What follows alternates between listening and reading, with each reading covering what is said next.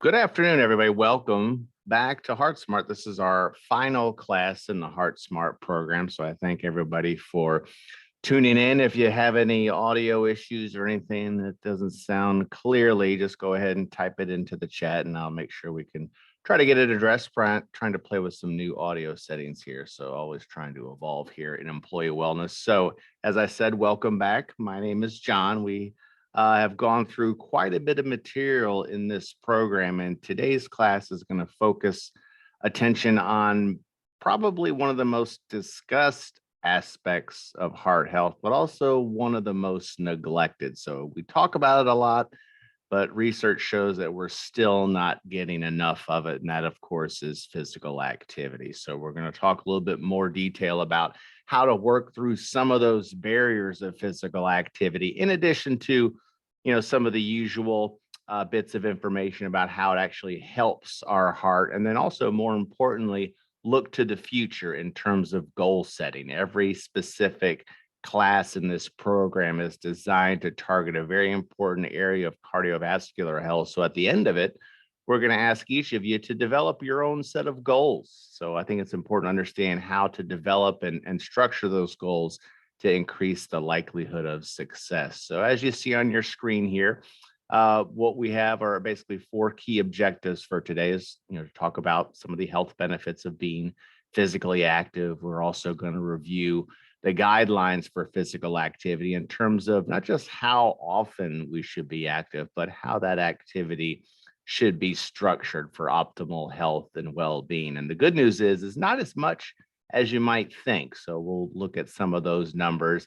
And then we'll also spend a great deal of time looking at some of the obstacles. If I were to ask each of you to type in the chat, what's the number one obstacle for you for achieving more physical activity? I might get 10 different answers, and we're going to look at 10 different solutions and how to overcome some of these physical activity obstacles. And then, of course, finish up with creating SMART goals. So many of you know that SMART is actually an acronym to talk about trying to create tangible goals that are specific, they're measurable, they're achievable, they're relevant, and that there's a time component to that. And then, of course, at the very end of the program, I'm going to give you an action plan. And in that action plan, you're going to develop your own SMART goal, or SMART goals plural, and we'll use that to guide your checkup moving forward for this Heart Smart program. So this program is set up a little bit differently.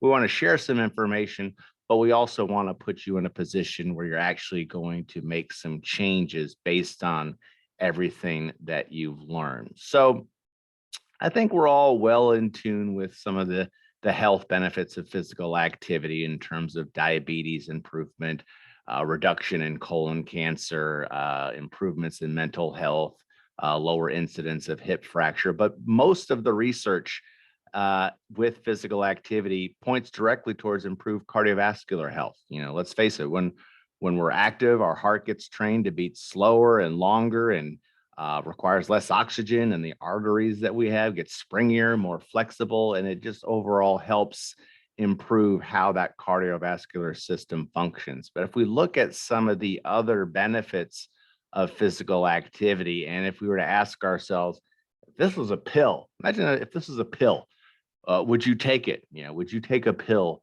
that reduces fat mass? Would you take a pill that increases your muscle mass and maintains your strong bones and improves your good cholesterol and your sleep quality and elevates your mood and improves your blood pressure? Of course, I think we would all instantaneously take that medication. And so that's why it's important to really understand how all these different variables can be improved with just a small quantity of physical activity. And I think one of the most important developments in recent years has shown just how much activity is required to improve that good cholesterol level. So if we look at rates of LDL, which is that bad cholesterol, we know the higher that is, the higher our chances are for a heart attack and stroke. HDL basically works like a little Pac-Man and just helps gobble up all that LDL and take it right out of the body. And what recent research has shown us is that there's a certain threshold that we try to achieve with physical activity in terms of number of minutes that really helps push that number up as high as it can go in terms of physical activity improvements. So it's important to understand that, because a lot of times we think of physical activity guidelines, we think, oh, that means I got to join a gym, I got to go 4 times a week, when in fact it really is nothing to do with that. There's all types of ways to stay active. Now, I think it's also important to really differentiate those terms, physical activity from exercise. And sometimes it's really just semantics. Any physical activity is going to improve your health. By definition, activity is really just moving.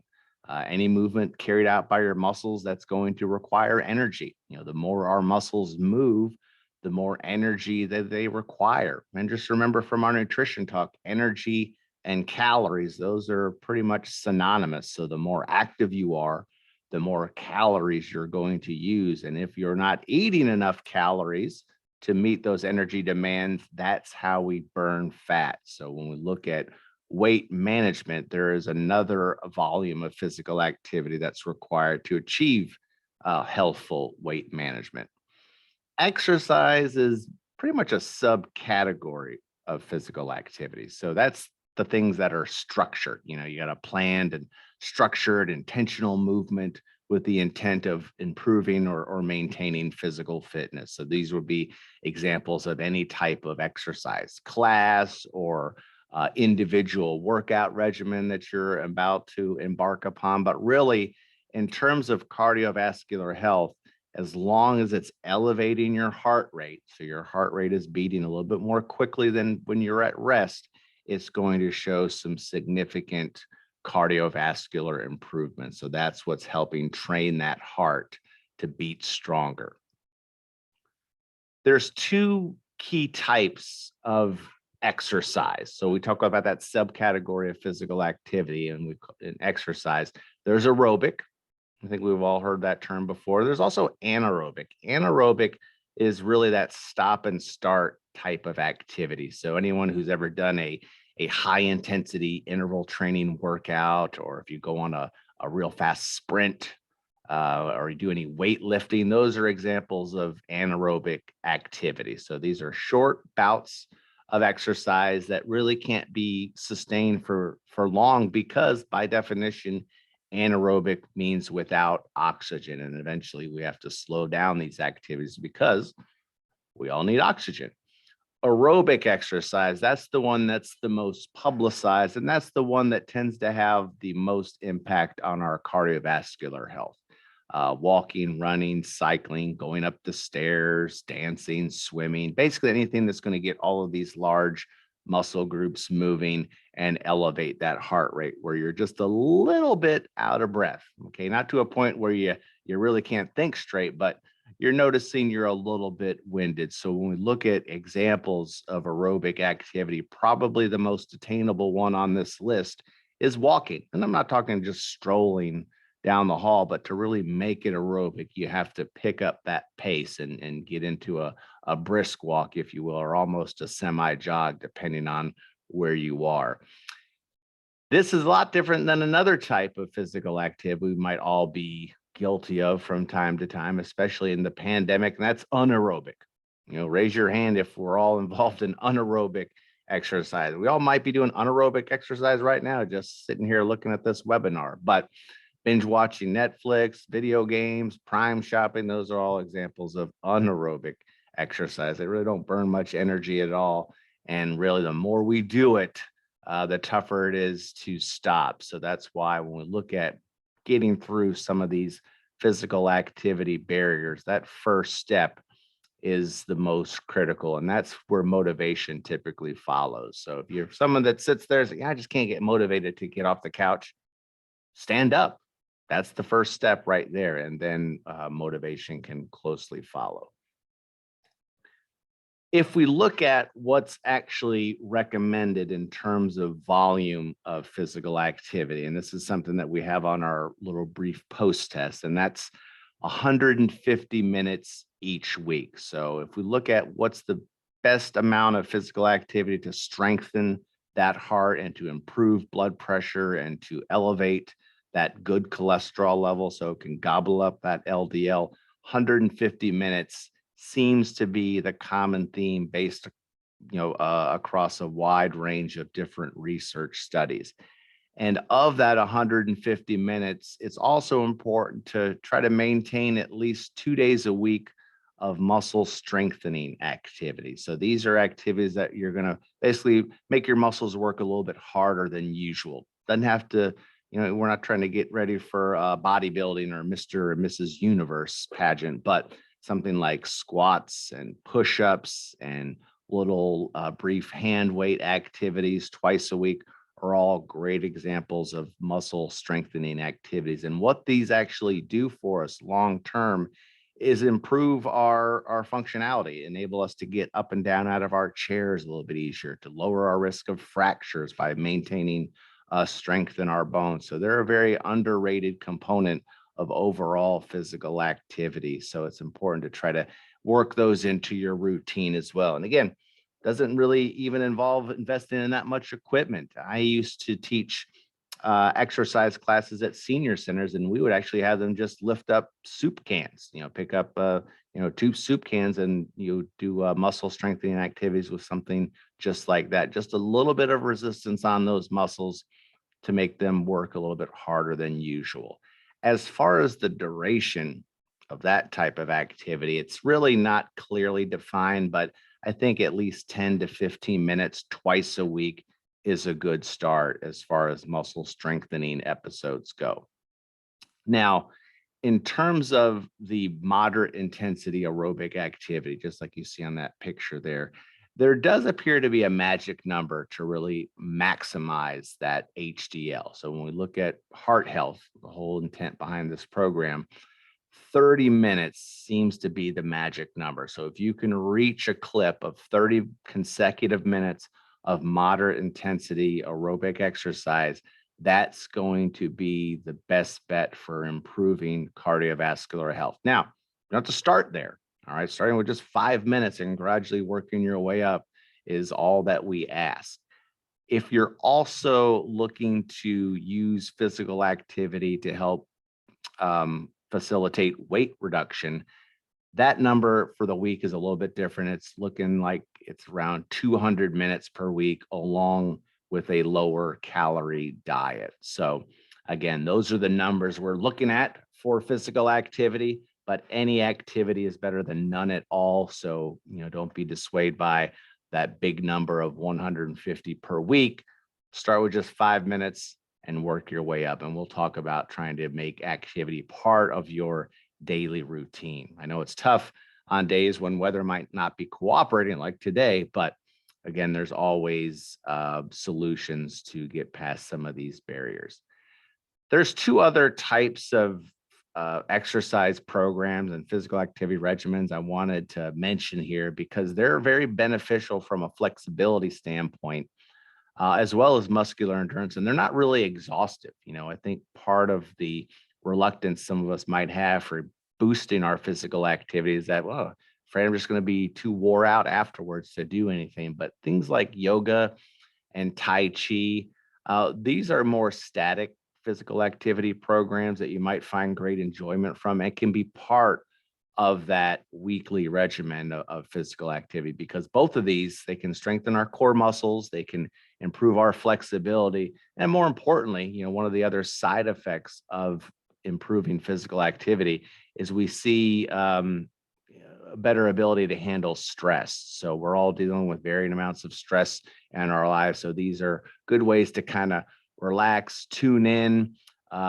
get some attention to spiritual growth as well as good health.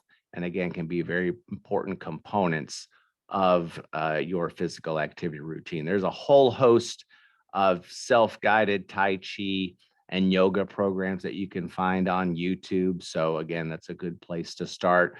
We'll eventually be bringing these back here on campus, but we're still trying to work out some of the details there in terms of the Jacksonville campus. So what would a plan look like? And say, okay, great, John, this is, you tell me how much exercise I need and where I'm at right now. How could I structure it? So this is just one example. If you can look at 5 days a week where you're taking a 30-minute brisk walk and a couple of weight training sessions sprinkled in there, that's your 150 minutes plus 2 days of muscle strengthening activity. That's important clarification because when we look at that 150 minutes, that's devoted to just the aerobic activity. Remember, muscle strengthening like push-ups and squats, these types of body weight exercises, that's not part of that 150 minutes. If we're looking to really kind of dot our I's and cross our T's with regards to the overall nutrition prescription there. So as we've done before, any questions you have, type them into the chat and I can be sure to get to them. I want to spend some time talking about some of the roadblocks. So I asked you to say to yourself or include in the chat or whatever works for you, what are some of your common reasons / excuses for not getting physical activity? And chances are most of you would have put the one that's listed first in that answer, and that is no time. Time is pretty precious. We all have the same amount of it. How we choose to spend it is really up to us. So take a look at your daily schedule. See where you do have some available time slots and schedule it. Choose convenient activities that are going to work best on your schedule. If you're a morning person, try to schedule the activity periods in the morning versus in the later evening. So always try to match it up based on what's going to be available to you. And again, it doesn't have to be that 30 minutes right off the bat. Just a 5 to 10 minute clip is all that's needed. Motivation is also something that can be tricky. And I find that motivation comes from building community. So if you can find a workout partner, somebody who can kind of hold you accountable as well as you hold that person accountable, that's going to greatly enhance your motivation, as well as joining a class. If you're investing some of your hard-earned dollars for a workout class or a group gym membership, that also can serve as motivation because we have that community built in right there too. So you also can kind of serve to work each other up and give each other the necessary pep talks when you just don't feel like it. So yes, the secret to motivation is taking that first step, but also comes from building some type of community around physical activity. Another common roadblock is the expense. We look at some of the workout clothes and the shoes and the equipment and all of the infomercials you might be exposed to when you're binge watching television. There's an expense involved for a lot of those, but it doesn't have to be. We're talking about brisk walks. We're talking about bike riding and jogging, things that can be pretty attainable with no monthly membership required. And YouTube, I think, has a tremendous amount of self-guided exercise programs. There's several apps out there that you can use too that can guide you through a variety of different workout programs.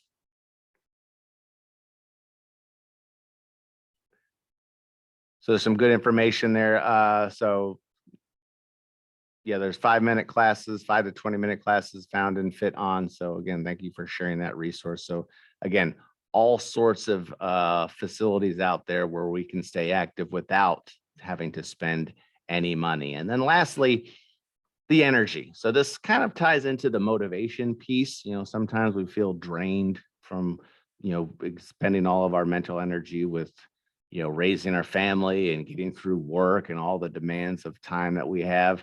But you know yourself best. And I usually try to recommend people work out or exercise or get moving when they feel the most energized. So if they're a morning person, that's when you go. If you're an evening person, that's when you go. But remember, that energy actually is built up through physical activity. So think about it. When you get up, we look at exercise defined as that movement of our skeletal muscles, taking energy, putting it into the muscles. That's what helps keep that energy level moving forward. So that's what I mean. That first step is the hardest, but once we get moving, that's where that energy is sustained because those muscles get moving. They use that energy that helps elevate our mood, improves our alertness. Those are some of the things that occur just when we start getting the ball rolling. So when we look at a roadblock of no energy, getting moving, and that can be kind of a secular pattern where you're going to continue to stay moving. It's hard to slow down when you get moving. Your energy level improves, so you're more likely to get active the following day because you are already active the previous day. So don't be afraid to get started. And, when we look at, getting started and trying to be attentive to the fact that, okay, if I'm somebody who's been largely sedentary for a while and just haven't really jumped into much physical activity, there is a worry. You worry about overexerting yourself. So we always try to uh, ask that you seek physician clearance before beginning any type of exercise program.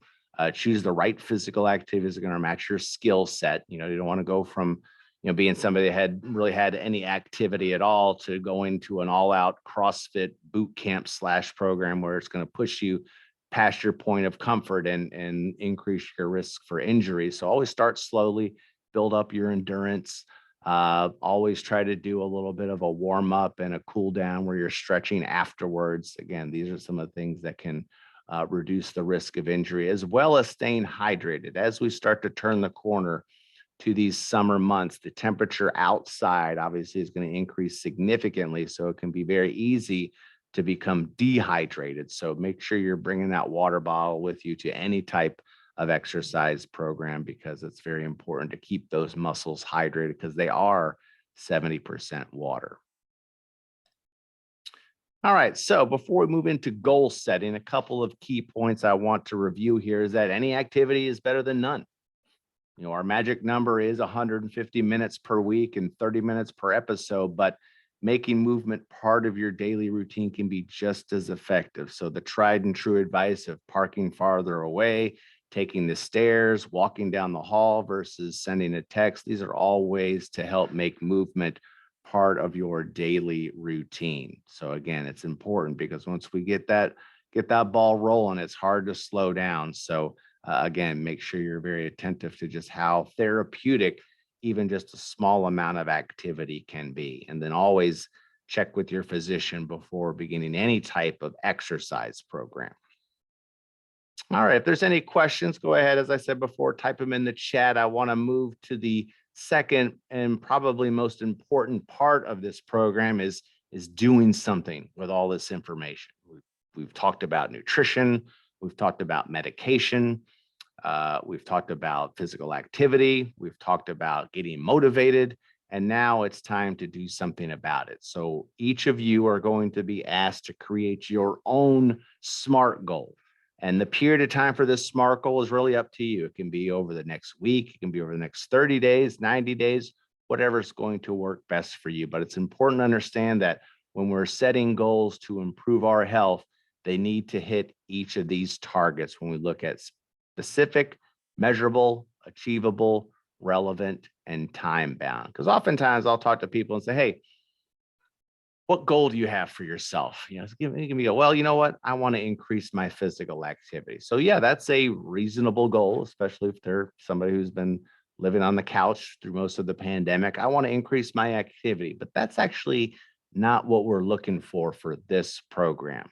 As you can guess, that type of goal isn't very specific. So we want to make sure whatever goal you're moving towards is specific enough to know that you actually attained it. Because a goal like, I want to increase my activity or I want to eat more vegetables, there's no way to know if you really achieve that goal unless you make it measurable. So if I translate that example, I will increase my activity to something a little bit more tangible. You can see the key difference. All right. So maybe I'll take a 10-minute walk after lunch and dinner 5 days a week.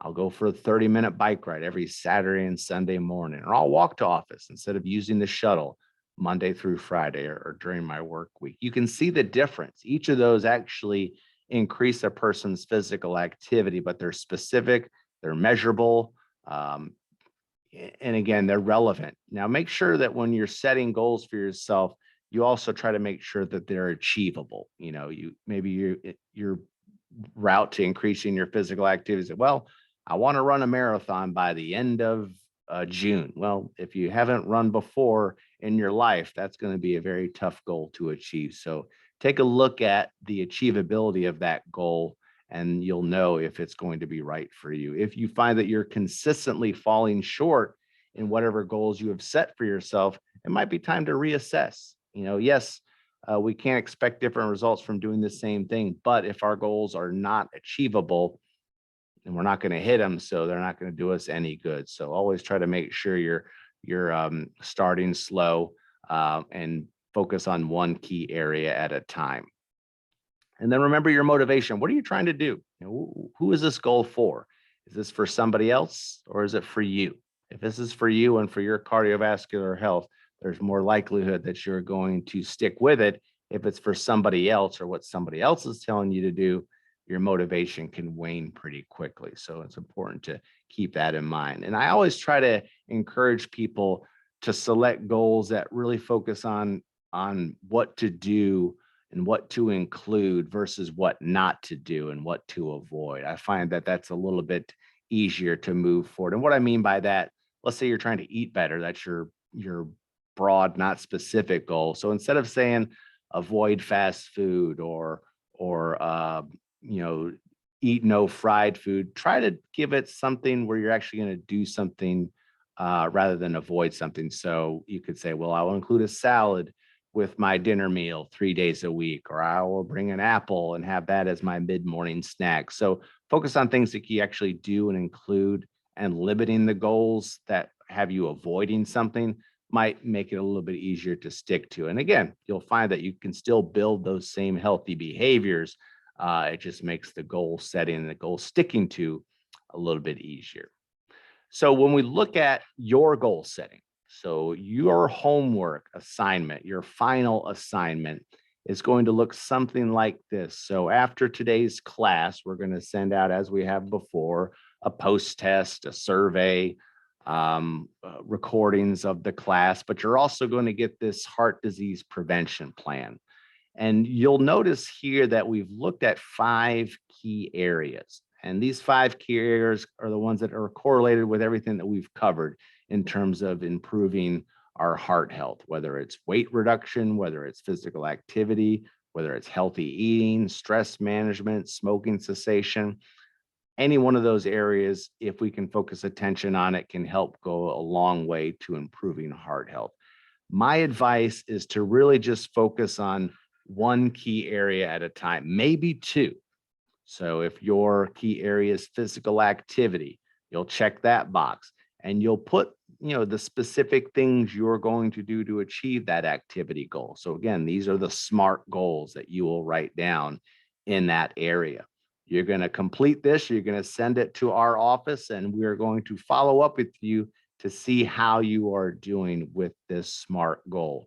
This has to be completed to get the wellness credit points, but we're also going to make available to you the option to talk with a health coach too. Now, you can do this independently. You don't have to schedule a separate one-on-one health coach visit, but also in that follow-up email, you'll see the ability to set that meeting. So if you want to talk to one of us, whether it's myself, Karan, Nick, or Krupa, any one of our health coaches here in the Jacksonville office, we can easily help you in Gainesville or wherever you're located. That option is going to be available to you as well. It's not required, but it is something that can help you articulate that goal and see if it's something that's going to work best for you. So again, want to make sure everyone completes that action plan and sends it back to us, so we have a record of you actually doing that part of the Heart Smart program. And then if you want to talk about something a little bit further, or if you maybe have questions on how to get started, like, you know what, John, I do want to focus on my nutrition, but I'm not really sure what goals might work best for you. This is where that health coaching could be beneficial for you. So again, something to consider, something to take advantage of, and something that we want to make available to everybody, regardless of where you're located, because we can easily do that via Zoom, just like this whole program is done via Zoom. So also you'll see on your screen, if you want to get a head start, you can whip out your smartphone and scan that QR code right there and take the real quick post test, or you can just wait till we send up the follow-up email with the slides. Again, we use this to track attendance, not really meant to be some comprehensive final exam where you're going to be up all night studying. We just want to make sure that you're here, you're aware of what was covered, and we've got everything addressed that is important to you. So that is the bulk of the information that we wanted to cover today. If there are any questions, I'll stick around. You can type them into the chat. I'll be